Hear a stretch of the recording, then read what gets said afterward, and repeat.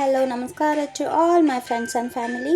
Welcome to my channel Pavna Ganesh Vlogs. ನಾನು ನಿಮ್ಮ ಪಾವನಾ ಗಣೇಶ್. ನಾನು ಚೆನ್ನಾಗಿದ್ದೀನಿ ಫ್ರೆಂಡ್ಸ್. ನೀವೆಲ್ಲರೂ ಹೇಗಿದ್ದೀರಿ? ನೀವು ಕೂಡ ಚೆನ್ನಾಗಿದ್ದೀರಿ ಅಂದ್ಕೊಳ್ತಾ ಬನ್ನಿ ಇವತ್ತಿನ ವಿಡಿಯೋ ಏನಂತ ನೋಡೋಣ. ಇವತ್ತು ನಾನು ನಿಮ್ಮೊಂದಿಗೆ ಶೇರ್ ಮಾಡ್ಕೊಳ್ಳಿಕ್ಕೆ ಬಂದಿರೋ ರೆಸಿಪಿ ಬಂದ್ಬಿಟ್ಟು 5 ಪದಾರ್ಥಗಳನ್ನ ಬಳಸಿ ಕ್ವಿಕ್ಕಾಗಿ ಹೇಗೆ ಮಕ್ಕಳೆಲ್ಲ ಇಷ್ಟಪಟ್ಟು ತಿನ್ನೋ ಅಂಥ ಪಾಸ್ತಾ ಮಾಡೋದು ಅಂತ. ಸೊ ಬನ್ನಿ ಇಲ್ಲಿ ನಾನಿಲ್ಲಿ ಒಂದು 100 ಗ್ರಾಮ್ ಅಷ್ಟು ಪಾಸ್ತಾನ ಆಲ್ರೆಡಿ ಬೇಯಿಸಿ ಇಟ್ಕೊಂಡಿದ್ದೀನಿ ಫ್ರೆಂಡ್ಸ್.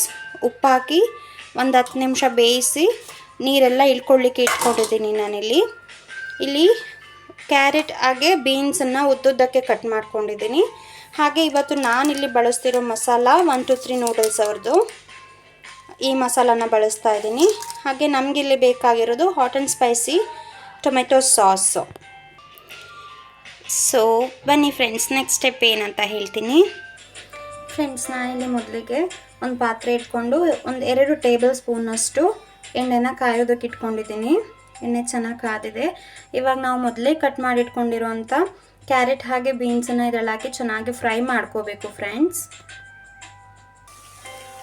ನೀವಿಲ್ಲಿ ನೋಡ್ತಾ ಇರ್ಬೋದು, ನಾನಿಲ್ಲಿ ಕ್ಯಾರೆಟ್ನ ಫ್ರೈ ಮಾಡ್ಕೊಳ್ತಾ ಇದ್ದೀನಿ. ಕ್ಯಾರೆಟ್ ಚೆನ್ನಾಗಿ ಫ್ರೈ ಆದಮೇಲೆ ಇದ್ರ ಜೊತೆಗೆ ನಾವು ಬೀನ್ಸನ್ನು ಕೂಡ ಆ್ಯಡ್ ಮಾಡಬೇಕು.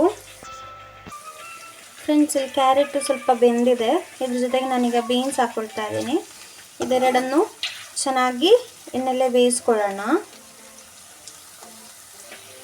ಫ್ರೆಂಡ್ಸ್, ನೀವಿಲ್ಲಿ ನೋಡ್ತಾ ಇರ್ಬೋದು, ಈ ಕ್ಯಾರೆಟ್ ಹಾಗೆ ಬೀನ್ಸ್ ಬಂದ್ಬಿಟ್ಟು ತುಂಬ ಚೆನ್ನಾಗಿ ಫ್ರೈ ಆಗಿದೆ.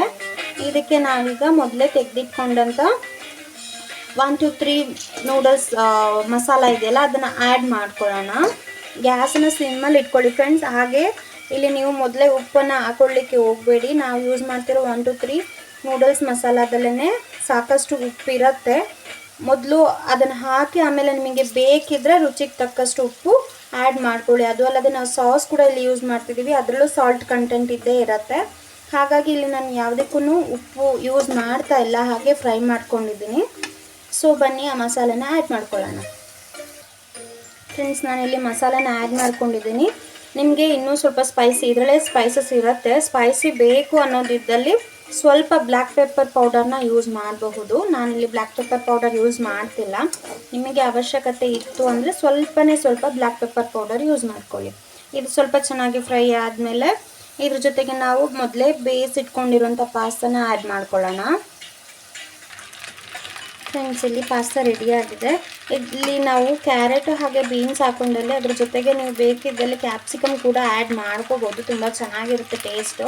ನನ್ನ ಹತ್ರ ಕ್ಯಾಪ್ಸಿಕಮ್ ಇರಲಿಲ್ಲ, ಹಾಗಾಗಿ ನಾನು ಇದೆರಡು ಮಾತ್ರನ ಹಾಕಿದ್ದೀನಿ. ಇದು ಇವಾಗ ಚೆನ್ನಾಗಿ ಆಗಿದೆ.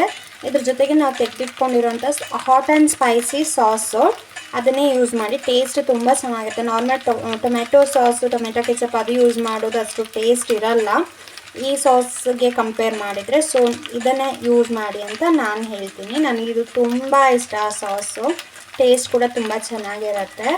ಸೊ ಬನ್ನಿ ನಮ್ಮ ಸಾಸ್ನ ಆ್ಯಡ್ ಮಾಡ್ಕೊಂಡ್ಬಿಡೋಣ. ಫೈನಲಾಗಿ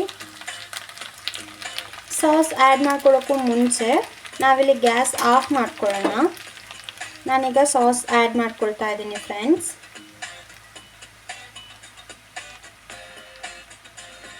ಈಗ ಇದನ್ನ ಚೆನ್ನಾಗಿ ಮಿಕ್ಸ್ ಮಾಡ್ಕೊಳ್ಳೋಣ ನಾವು.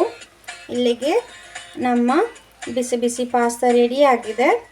ಹಾಗೆ ಯಾರಿಗೆಲ್ಲ ಈ ರೆಸಿಪಿ ಇಷ್ಟ ಆಯಿತು ಪ್ಲೀಸ್ ಶೇರ್ ಮಾಡಿ, ಲೈಕ್ ಮಾಡಿ, ಕಾಮೆಂಟ್ ಮಾಡಿ, ಹಾಗೆ ಸಬ್ಸ್ಕ್ರೈಬ್ ಮಾಡಿ. ಯಾರೆಲ್ಲ ಸಬ್ಸ್ಕ್ರೈಬ್ ಆಗಿಲ್ಲ ಅವರು. Thank you. Bye guys.